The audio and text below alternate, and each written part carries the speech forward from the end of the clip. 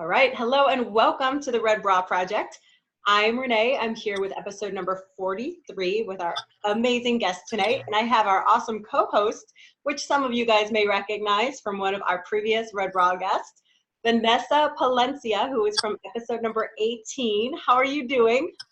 I'm doing wonderful. Thank you. Thank you so much for having me on here to co-host with you. You are so welcome. Excited to be here today. Sorry. So No, excited to be here today. Oh, we're so happy to have you.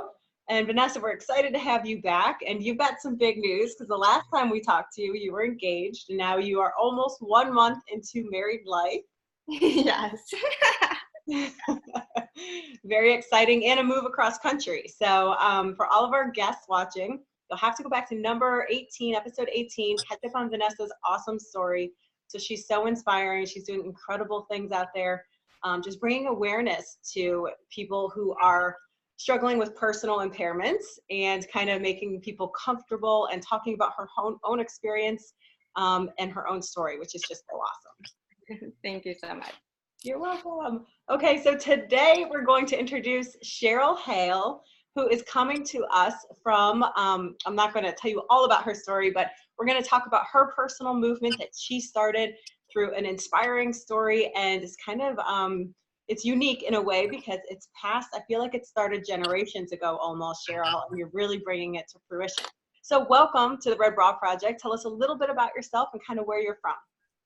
Thank you for having me. I'm so excited. Well, I'm from the Deep South, Mobile, Alabama. I always tease it's all up there from here. So my story originated really with my grandmother. She grew up in rural Alabama during the Depression. She dropped out of school, married young, had 5 children, 4 very rowdy boys, and my mama tagged along. Well, my grandfather left my grandmother back in the 1950s, back when men didn't do that. So my mom was raised by a single mom in a time when there was no social or structural support for them to have. There was no child support. There was no alimony. So they really, really, really struggled. So fast forward 2016, and my mom had breast cancer. Well, it's Christmas time, and I'm like, hey, let's break out my grandmother's Bible. And the back was a heart-wrenching letter admonishing her estranged husband and her children to be good people, lead decent lives. With the very last line of the letter said, girl, be brave. She wrote that letter over 60 years ago, and she'd been dead more than 20. So here's my mom at Christmas struggling with cancer, and we're reading these words that her mother wrote to her when she was just a baby. Girl, be brave. So I thought, hey, we're going to do something with that. Wow. That's amazing. That had to be so, just talk about timing when you're with your mama and you're going through that and it's Christmas time and you find this word written from your grandma. Mm-hmm. Yeah, and she was not an overly educated person. She maybe went to school to the 7th or 8th grade. She had a job picking needles up off of a mill floor. They really, really struggled to provide. My mom would tell me that sometimes it would be a choice between coal or food, to stay warm or to eat. And my grandmother was doing the best that she could, but there was not a lot of resources for a woman in the Deep South in the 1950s as a single mom, let alone the stigma that was there with that. Mm-hmm.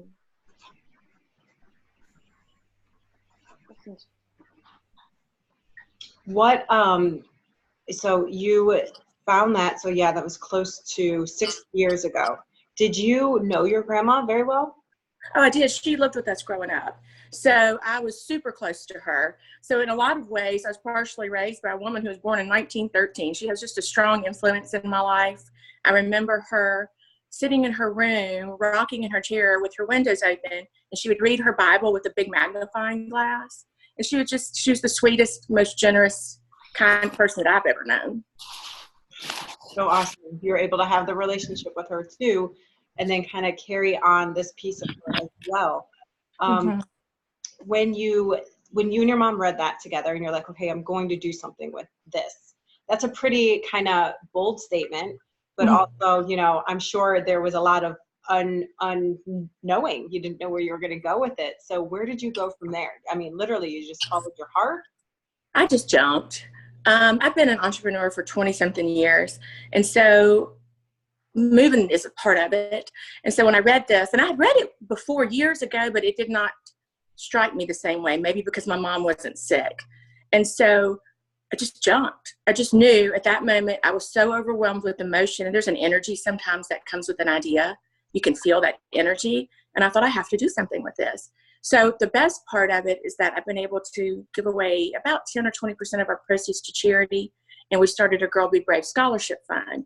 So this year we gave away 3 partial scholarships in Frances's honor, because, you know, she wasn't educated. And I feel like if she had been educated, it would have changed her life, my mom's life, and probably even trickled down to me and my daughter. Wow. I love it. Well, it's been a good time. I didn't know exactly where we were going to go. I just knew that it meant something, and I knew that those words needed to be out for everybody. Because if I were about to freak out in the kitchen because the Girl Be Brave, my mom was, I thought, okay, somebody else needs to hear this too. We can't be the only people that need that reminder at that time, you know, when you're facing cancer. And I was becoming an empty nester that year. And so 2016, so I was struggling emotionally. Both of my children moved out within a year of each other. And so that was a lot for me. And I've always been a working mom and stayed busy, but that quiet house, whoo, that was tough. Mm-hmm. I can only imagine. As I have a 9-year-old son as well, so I can only imagine how that must feel. Like, I have many years to go, but wow, yeah. It's something women don't talk about, and I noticed that. I was like, why didn't my friends tell me about this feeling? But I would walk by their room and literally go lay across their bed and wail. They're 4 hours away. What's wrong with me? I couldn't wrap my mind around them being gone. And I noticed nobody ever told me this. My own mother didn't prepare me for this. It's like, somebody needs to tell these mamas, hey, you know, you're going to be a little sad. It's okay. You're going to make it. Talk to your friends. But, yeah. So it came at that time too, where I think was perfect for me, that I was going through my own life change. And so it spoke to me as well. Yeah.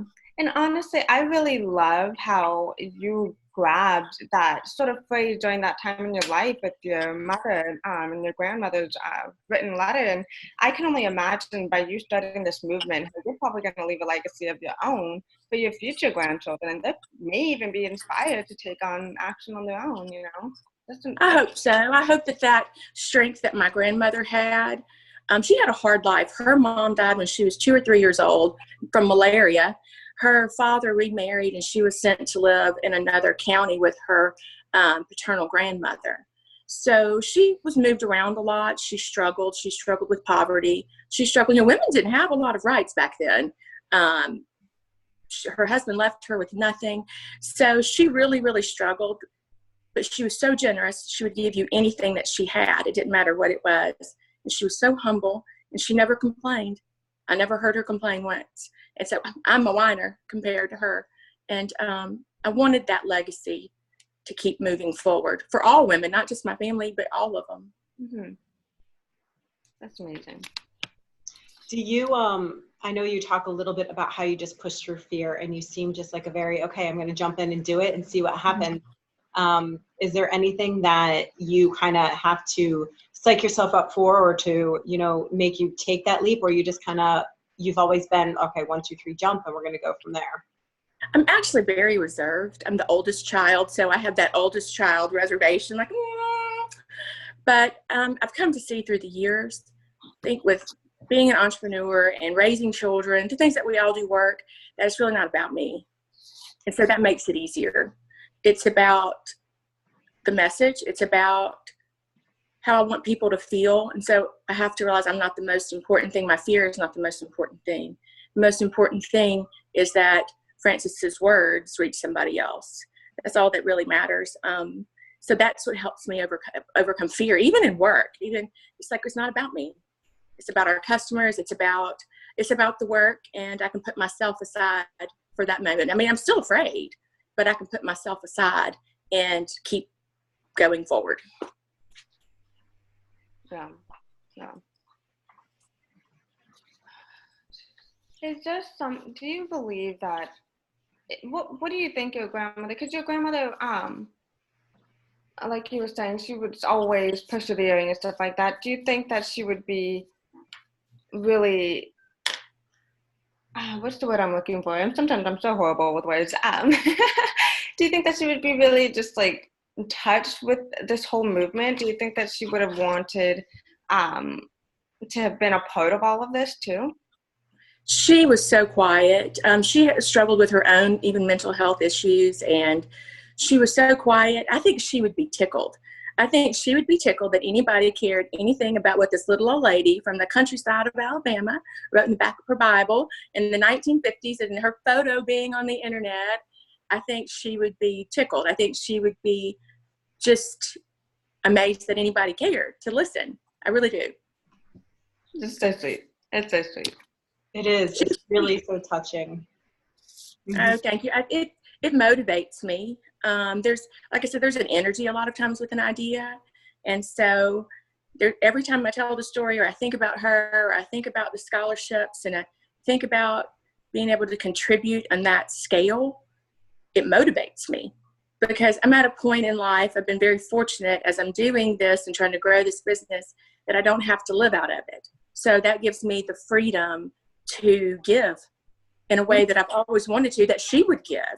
And that motivates me, because I'm in a different phase in life, and I want to leave a positive impact and a legacy behind for my family as well.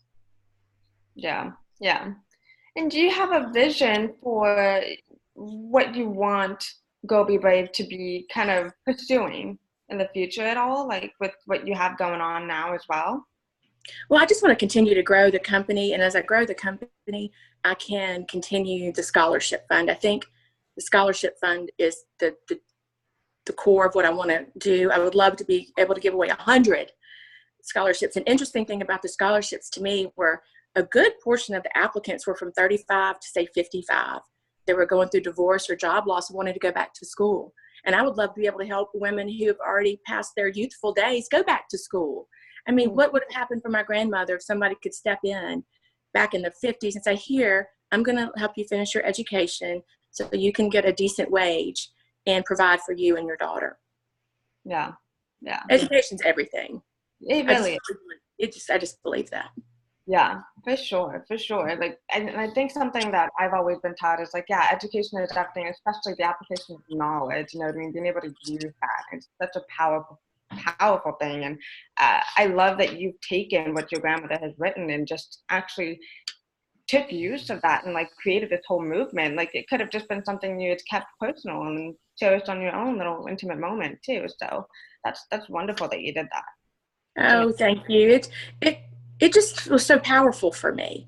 Mm-hmm. And it still is. All these 3 or 4 years later, it's still so powerful that I know it's the right thing, because I get overwhelmed with gratitude and emotion and hope. And if I could be like her and be able to give on that level emotionally, what she couldn't do financially, but she would do whatever she could for anyone, I would aspire to that. And I've been very fortunate. I've been very fortunate in my adult life, and I want to be able to take that and help it have meaning by contributing to other people. Yeah, yeah. How do you kind of criteriaize? I'm making up words all the time, but how do you do that all the time for the scholarships? Like, are they all 3 kind of different, or are they similar? I know they all go to women, but how do you determine that? That was the most difficult thing I've ever had to do. I have a little section on our site that says, tell us your story. Mm-hmm. And we had so many applicants that it would shut down our website. And it was the hardest thing I've ever had to do. I did not read one story where I wouldn't have given it to them if I'd had it. And we did 3 of them, one for $2,500, one for $500, and one for $500. I would like to do that on a 100 times scale one day, but that's what we had. So that's what we did. And it was really me and my team based on the stories of the girls and why they were in a position where they needed it. The girls were all very different. Their stories were all very different. One girl, she was in an engineering field at a very, very difficult school that there are not many females. And she's been told by several people just to go do something else. This is not really, it's like aeronautical science or something that I don't even know what it's about. It's so big. And I thought, oh my gosh, no, she doesn't have to go get in another field because she's a girl. I can't believe people tell her that. What? So I thought, no, that was very powerful to me. Another girl had more home friction, things like that needed support. So the stories just ran the gamut. They ran the gamut. And it was so difficult to choose. We went back and forth, back and forth. So originally we were only going to do 1. That's the reason we added the 2 extra, because we couldn't choose just 1. Oh, Yeah. I can only imagine how tough that would be to read all of the stories and the needs coming in, and then to break it down. But I mean, the fact that you were able to do that, and that's based on the purchases from your products. So Exactly. the 5-10% from there, set that aside, and then yearly you have the scholarship. So everybody who wants to purchase merchandise from you essentially is helping to give a woman Exactly. part of this education. Exactly, exactly. And we've also given to things like St. Jude, child advocacy, which is that's a very hard word for me to say, advocacy, which is one of my favorites. They provide counseling, legal help for children who've been sexually abused. And so they have one in our town, and I've given it to it on a national and local level because I just think their work is just amazing. We've given this, like I said, St. Jude, breast cancer awareness, just anything that we can try to just make the world a better place for women and boys and men as well. But I feel like women sometimes need that extra push for for growth and for opportunities. I just think we have to watch out for each other. Yeah, for sure. Take us through the growth process a little bit, Cheryl. So it's really neat to hear about how the idea was born in that moment with your mom and reading the Bible and then putting the idea into movement. But, obviously, there's a lot of time, there's a lot of things that happen from the idea to awarding 3 women with 3 scholarships. So, how can you kind of take us through some of that? Well, I can tell you it's harder than I thought it was going to be. I've made a lot of mistakes. I realized my own weaknesses on a business level. I'm working on having this. I assume that people understand what I'm saying, or I know what they're saying. I don't, and they might not either. So it's very important to clarify. My first manufacturing escapade, I thought, okay, I want to do these journal notebooks. Well, I sent the graphics off, they sent it back, and I thought, well, surely they know it's not supposed to look like that. Okay, because we already talked about it, so surely they know, but I had gotten the mock-up.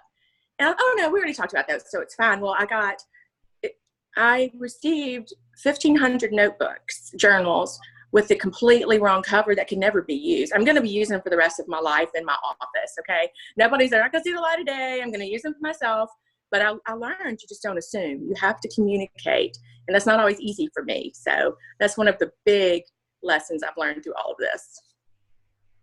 Yeah. I have a problem with communications. I can only imagine. Yeah, I know. I'm just trying not to assume as much now. I'm like, okay, we need to just make sure we're on the same page and we're understanding what each other wants. And so I went from there and started manufacturing a few items and just trying to testing the waters with that to see what people might be interested in and where I thought bravery might apply. And we started from there. As far as the social media and the content, being an entrepreneur and being a mom, you're always trying to motivate, trying to self-motivate, motivate your children, trying to motivate my team, trying to motivate everybody. And so a few years ago, I was having an issue with one of my children, teenagers, and I thought, wow, we had a situation. I thought, I did not handle that very well. It's like, I acted like a teenager. Like, man, I don't know, I was a mom. You're like, man, I didn't handle that the right way. I should have done better. Gosh, I hate that. I hate it. Parenting fail. And so I was just so beating myself up. And I just had this voice in my heart that was like, you're not at the mercy of your inadequacy. And what I took that to mean is my weaknesses don't rule me. There's grace. I can move past this. I'm not its slave. I'm not the slave of, I lost my temper with my children or smarted back when I should have just been more patient and more motherly. And I had that on a sticky note by my bed for about 3 years. When I was started Girl Be Brave, I was having a rough day and I was tinkering around and I thought, well, I'm going to share that with people because if I feel like that, other people might need to hear that. Mm-hmm. Well, that's where the motivational content took off and it just went crazy. I was like, wow, okay. I mean, it was just crazy. It's crazy. I said, this is nuts. But then I started to realize people are hungry for encouragement. People are hungry for somebody to get it. I mean, I get it. And it helps us know we're not alone. And I think it's nice in the morning to wake up or before you go to bed at night and have somebody just give you a good word. Mm-hmm. Like, hey, just that good word, even if it was a bad day or you're about to start your morning, just a little something to be like, hey, you're going to be all right. You're going to be okay. You're going to make it. So that's how the motivational content started. And then it just kept on until I was presented with the opportunity to write the book, and I was terrified. I'm not a writer, but I would have to do this. I have to do it because it's not about me. I have to do it. So in all fear and feeling unworthy, not enough, unqualified, it's like, okay, I'm going to write this book. I'm going to do it. I mean, my life blew up a little bit, work, things like that. But I hear that's common. But I did it through fear. And now I can't believe it. Now I look back and I think, man, I can't believe I did that. Wow. Okay. Yeah. Okay. What's next? Okay, I'll do the next thing. Whatever is ahead for Girl Be Brave, I will do for that. I've told a few people I will do the work. I'm not afraid of hard work. I'll do the work, and I'll do it afraid. Just, I'm just asking the universe, take me where you want me to go. Tell me what you want me to do, and I'll do it. Whatever it is, I'll do it. Yeah. That's amazing. And honestly, like when I was going through your Instagram as well, and just seeing all the motivational content you put up, and just hearing you admit that, like, you believe that you're not a writer, I would have never guessed. Like, it comes out just so beautifully. Like, I thought that there might have been a process that you had gone through, whether it was sitting down, whether it was brainstorming, but I'm assuming you do it from the heart. It is. Everything that I write typically comes from me. It comes from something I've dealing with, or dealing with my children, or one of my husband, or one of my employees. It all comes from, it's all situational. It comes from my daily life. My life is very hectic, and chaos can set in. And so I'm always looking for clarity. And if I can help bring that to somebody else, I'm like, if I'm going through this, I know that I know somebody else is going through this. Because we're all the same, really. On a deep scale, on a deep level, we're all the same. Yeah, for sure. We're all afraid of the same things. We all want the same things. It might take a different form, but we all want our families to be safe and provided for. We're all afraid of failure. We're all afraid of loss. We all lose things and people we love. I write in the book that none of us are leaving this world in the pristine condition that we got here. Okay, life's going to make sure you get knocked around a little bit. It's just the part of the process of being here. So I think it's very important to recognize that in each other. And we don't know what the other person is going through. And if we can say a kind word, or give them a pat on the back, or just a hug or a smile, I think it's life-changing. And people think that's like I'm exaggerating, but I really don't. I remember in difficult times in my life, the kindness of others. I lost my dad about 8 or 9 years ago, and that was very hard.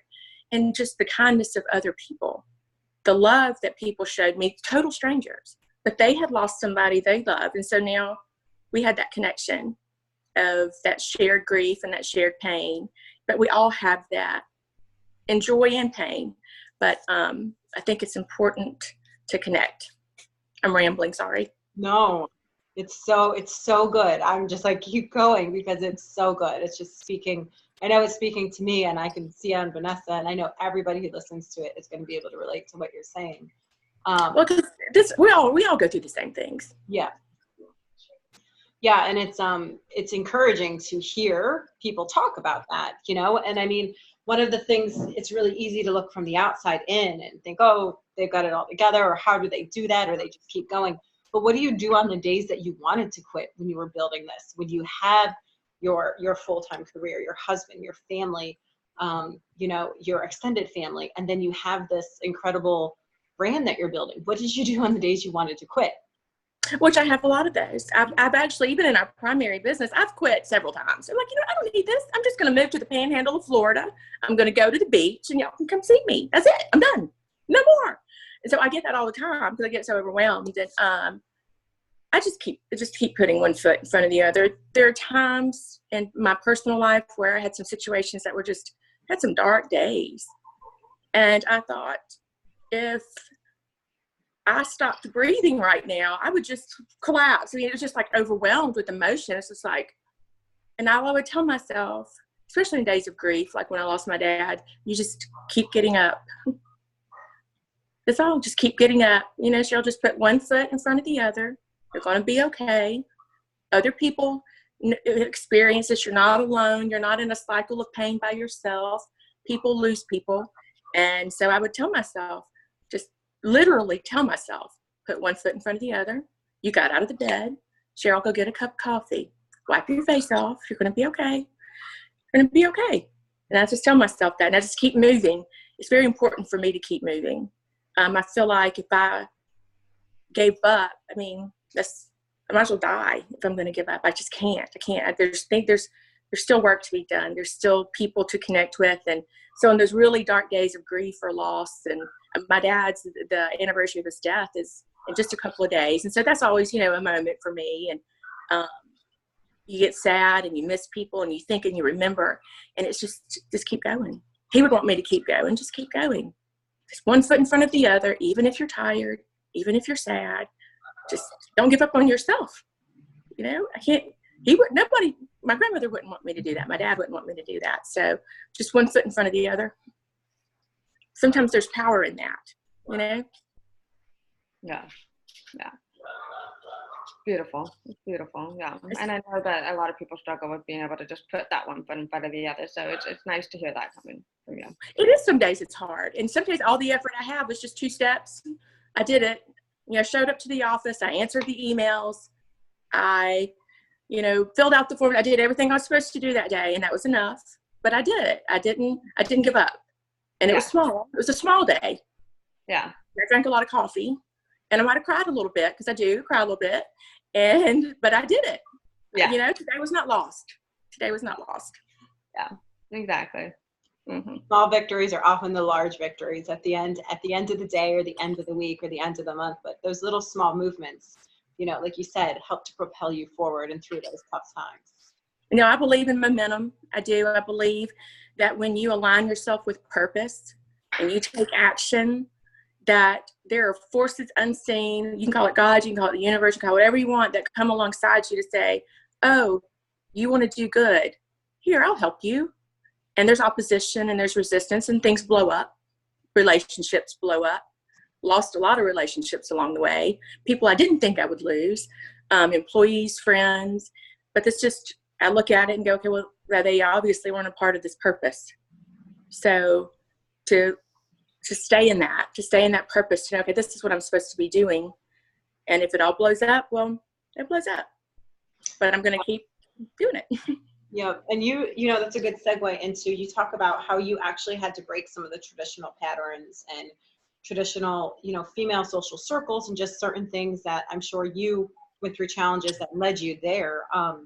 That had to be such a time of growth, but is there anything you can share with us about that and kind of what that felt like? For me, it probably started really when I was in my mid-30s. I'm in my mid-40s now, and it started then. I knew that they're precious people. It's not a judgment against them, but I knew I wanted more. I wanted to do more. We were having fun, kids, pool parties, trips here, doing this mom thing, and I love being a mom, and I love that group of women. But I knew that I was supposed to do more, that my life was supposed to have more meaning for me. I needed to impact people. I didn't want to spend my days drinking margaritas around the pool, which is awesome and fun, but I didn't want that to be my life.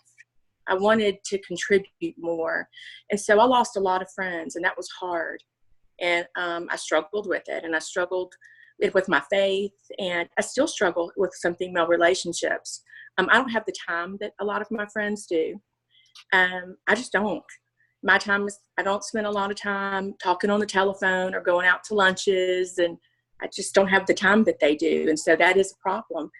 And if that is offensive for them, then I'm sorry, I can't help that. I have this purpose that I'm about. And especially I think maybe it's my generation. There was a lot of judgment for me being a working mom, which I always found, I thought we would be past that by now. But there was also a lot of judgment for me being this working mom. I might have to miss, I was there for my children, but did I maybe miss the Thanksgiving turkey something? I might have missed something once in a while. It wasn't chronic, but my children knew that I was living my purpose, and they're a part of it. So, but there was a lot of judgment from women. I never had the experience where women came alongside to help. I had a lot of the worst resistance I've ever faced have been from my female acquaintances and social circles, and some family members, things like that, have been the greatest source of resistance of, why do you have to do that? So I never had that, but I hope to provide that for other people with Girl Be Brave. Mm-hmm. Mm-hmm. And what kind of advice would you have for someone who, because I know that a lot of people nowadays are really searching for their purpose, and sometimes because of that, whether that's the social pressure or the judgment, can get so lost in trying to find it. So what advice would you give to someone who may not know what their purpose is, or may be too intimidated to follow that? It is scary. I tell people you're going to lose things along the way. There's no doubt about it, because I've found that there are a lot of people who really are satisfied with the status quo, and they want you to be satisfied with the status quo. And if you're not, there's resistance on occasion. And as far as purpose goes, I think it's very important just to be open and just to ask, show me my purpose, show me what to do, and I'll do it. I'll fill this void. I will do the work, whatever it is. And I really do believe that it comes, I think it's in there. And sometimes we have to peel back all those judgments and social expectations and say, okay, I've known this. I go back to it and you go, oh, I remember this person. I remember the sense of purpose as a little girl, that kind of worth and purpose, and there's a little bit of magic to it. And it's like, oh, I remember that feeling of what I was doing mattered, and I wasn't doing it because of what anybody else wanted. And as women, I think there's so much pressure to succumb to the expectations of others. We carry so much responsibility. I tease my husband, it's like, you wouldn't last a day in my shoes, buddy. I tease him about it because he works so hard. But women, we have the home. We are so often responsible for the children, the pets, making sure everybody's got their shots, the animals, the kids, the dogs, everything. And we just carry so much. Our mothers, our fathers, we just do. And I'm just rambling, I'm sorry. But I think it's important to open yourself up to purpose, and it will come. Peel back the layers, it'll come. And you have to realize that you will lose people, relationships, friendships that don't understand.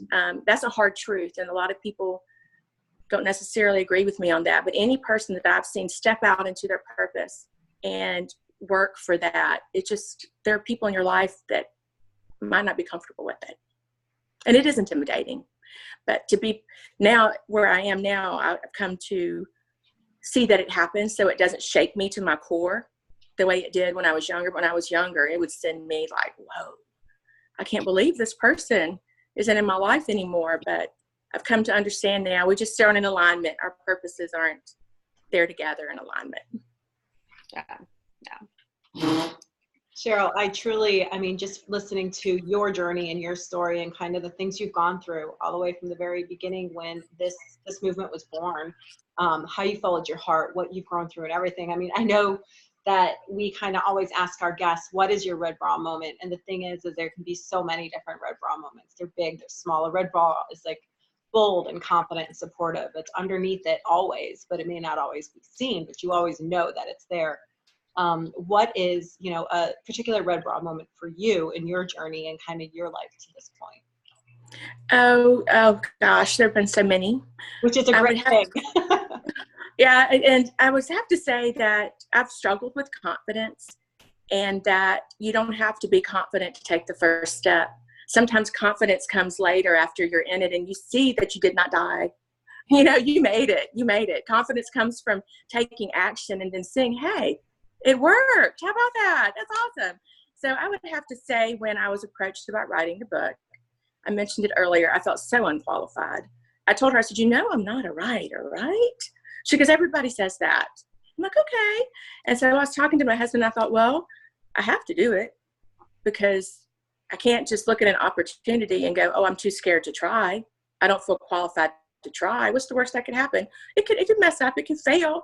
But to say, oh, I was presented with this opportunity, but I was too afraid. So I just acted on that. I thought, hey, purpose, gonna align with that, and I'll do it. And if it works, it works. And if it doesn't, I'll survive that too. So just knowing I didn't have the confidence, but doing it anyway. No, that's amazing. And in I actually ended up finding a quote that I think I love quotes. And so when I came upon your Instagram, I was just reading everything.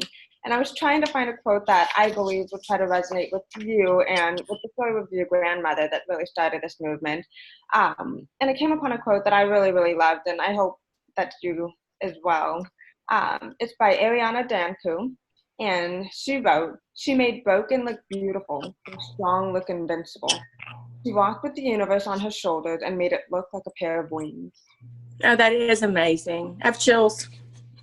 It gave me chills just reading it. I just, yeah, I loved it. And I think it fits really well with everything that you have going on, especially with everything that your grandmother inspired you to do. She was a broken person. My mother has experienced her own brokenness. She's a widow who's battled cancer. Her life didn't turn out the way she anticipated either.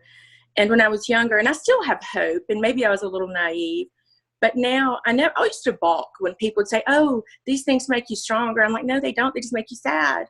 But now, as I'm older and I've gone through things, I say, "No, you really are stronger. You're more compassionate." The things that I see that going, and I think it happens to all of us, is we become more humble. And in that humility, we can see other people because we're so busy in our own lives, we don't see people and we don't see their pain. But when you go through something really difficult, you're like, "Oh, I see you. I see you. Yeah, me too. You're going to be okay." Yeah. And so I just think there is strength in brokenness. There is. Yeah. As you mend and you come back together. Yeah, it really is. Mm-hmm. That was such a beautiful quote, Vanessa. And that is how we tend to close out every show on the Red Bra Project, Cheryl. So I thought that was beautiful. So thank you. Thank both of you guys. And you guys are awesome. Thank you for having me. This was great. This was my best time ever. This was fun. We love it. We love it. We love that we can link arms with you. And actually, can you please share with us where our viewers can find all of your information and Girl Be Brave and where they can dig in themselves? Perfect. Well, we have girlbebrave.com. The book is available on Amazon and Barnes & Nobles, and it's in your local Barnes & Nobles and Sam's Club. So I'm trying to sneak around towns and sign them when nobody's looking. So we're going to go to Birmingham today, and I'm going to sign them, and I'm going to duck out. That is awesome. Well, thank you so much for joining us. And thank you, everybody who has tuned in. I know that you're going to get something incredible from this episode, just as we did. And if you hear at this episode, you want to share it with somebody, please share it. Subscribe to our YouTube channel. The party happens over on our Instagram page at the Red Bra Project. We're going to link all of Cheryl's information, highlight and celebrate her. And Cheryl, I have to say, I heard you say it twice, though. You put it out, you kind of spoke it into existence, 100 scholarships. So that's what I want. Started with 3. I know that 100 is out there, girl. So congratulations, and keep on keeping on because you're doing amazing. You guys too, y'all are doing a great thing here. This is exciting. Thank you so much. Thank you, Vanessa, for joining us. And thanks, everybody. Have a great night. Thank you so much. Thank you so much, Cheryl. Bye.